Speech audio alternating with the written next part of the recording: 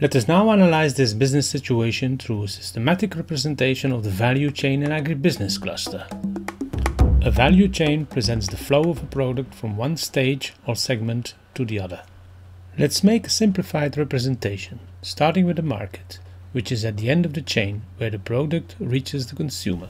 The traders, such as retailers and wholesalers, supply the market, and they obtain the produce from the processor, who gets it from the farmer, who in turn needs inputs such as seed and fertilizer to produce the commodity. In principle, value is being added at each segment of the chain, and the product can thereby take different appearances and forms. Let us now apply this to what we have seen in the film Rising Rice, and use the value chain representation to better understand the business situation. The market here are the schools that are part of the governmental school feeding program. Schools buy rice from the Single Mothers Association, SMA. So SMA is the trader selling rice to these schools.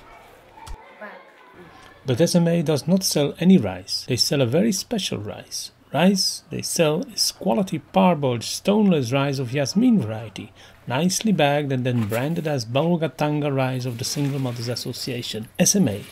This rice is very much appreciated by the schools. We have been linked with Single Mothers Association, that's SMA. That could give us the best rice our caterer is cooking. To trade such quality rice and so serve this niche market, which clearly differs from imported white rice, commonly found on the market, SMA had to improve their organization and thereby heavily invest in rice processing. As single mothers, we came together to do the rice parboiling in bulk. So SMA in this value chain is also the processor of rice, as symbolized here. SMA parboils the paddy, then mills and destones the rice before labeling and bagging. In order to get good quality paddy in large volumes, SMA had to establish a close relationship with the rice farmers, and a contractual arrangement was made with the Rice Farmers Coalition, RFC, grouping about 450 farmers. In response to the demand of SMA, the Rice Farmers Coalition agreed to deliver paddy that is clean and well winnowed with little chaff and stones, as threshed on tarpaulins. The farmers agreed to grow Jasmine variety, which they harvest at the right time, so to limit breakage of grain during milling.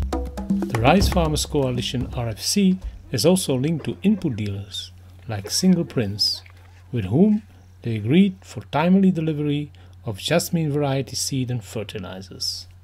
So we have mapped the value chain from the input dealer through the producer, processor and trader up to the market. Such business relationships and partnerships between the actors in the rice value chain do not take off spontaneously, and that is why so-called business support services or BSS are brought on board. A BSS can be any public or private organization that provides support services to farmers or interlinked enterprises like processors and traders. In the Rising Rice film, the SMA speaks of support from the Ministry of Agriculture and from Oxfam, who trained them in parboiling and who designed parboiling vessels. The Food Research Institute designed these vessels for us through Ministry of Agric and Oxfam. IFDC, through the Thousands Plus project, contracted TradeAid to train farmers in technical aspects like efficient input use, but also in harvest and post-harvest practices to produce the quality paddy that was requested by SMA. But also facilitation, networking and brokering support was offered by TradeAid to improve horizontal linkages among farmers within the RFC and to establish vertical linkages between RFC and SMA. When we harvest it very dry, we really face problems here because our rice breaks when we... Money is an important issue in the rice business, and therefore the bank NARA was brought on board. NARA has a branch office in Bulgatanga and provides credit to SMA so that farmers can be paid at the delivery of the paddy. TradeAid facilitated the establishment of the linkages between the bank, SMA and the RFC.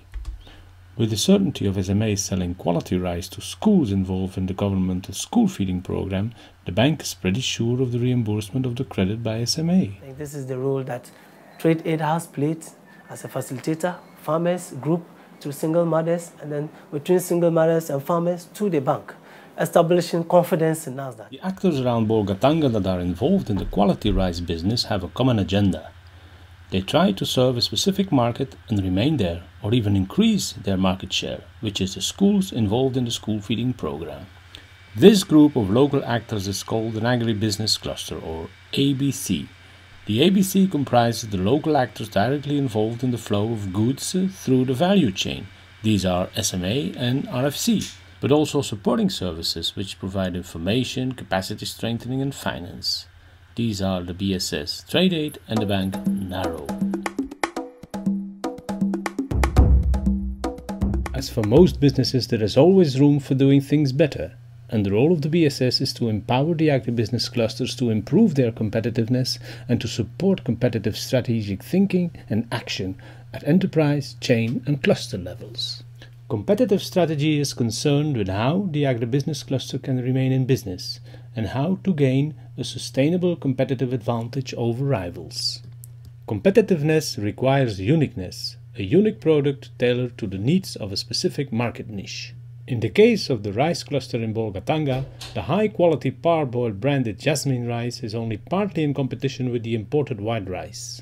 At least the SMA Bolgatanga rice clearly distinguishes from the imported white rice. Of course, there is some price competition, as imported rice is sold at a lower price in the market. This means that any option to lower the cost of production and or processing will likely increase the competitiveness of Bolgatanga rice. But uniqueness is not enough. Competitive strategy is about coordination and competition that is needed and that drives innovation and change. The competitive playing fields and challenges in the case of this rice cluster are situated within the cluster itself, and more specifically between the major actors of the cluster. Money, and more precisely cash, is the cause. SMA has to take a loan from the bank to pay the farmers with cash money at the delivery of the paddy. But SMA, on the other hand, is not paid cash by the schools at the delivery of the rice. It even often takes several months before they get paid, and thus the total amount of interest to be paid to the bank becomes a burden to the extent that SMA is reluctant to expand the business.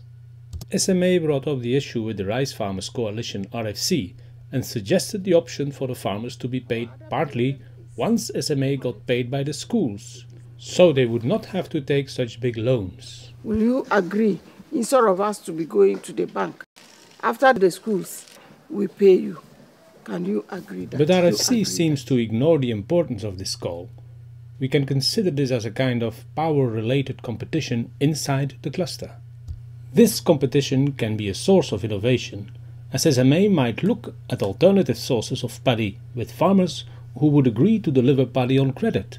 But there might also be other ways of partly solving this issue by looking for alternative markets for high-quality SMA branded parboiled rice. And the BSS TradeAid has already supported SMA in this sense by developing a publicity jingle to promote SMA rice with potential clients that can pay cash. Where can I get this quality stoneless local rice, Brother Bombay? It is produced by the Single Mothers Association with modern technology, and you can get to buy at the office in Zuarungu. Shops in some of the major towns in the region could be reached to further promote SMA rice, and such shops might also be willing to provide some short-term pre-financing that would allow SMA to pay farmers with cash, and this would reduce SMA's dependency on loans from the bank.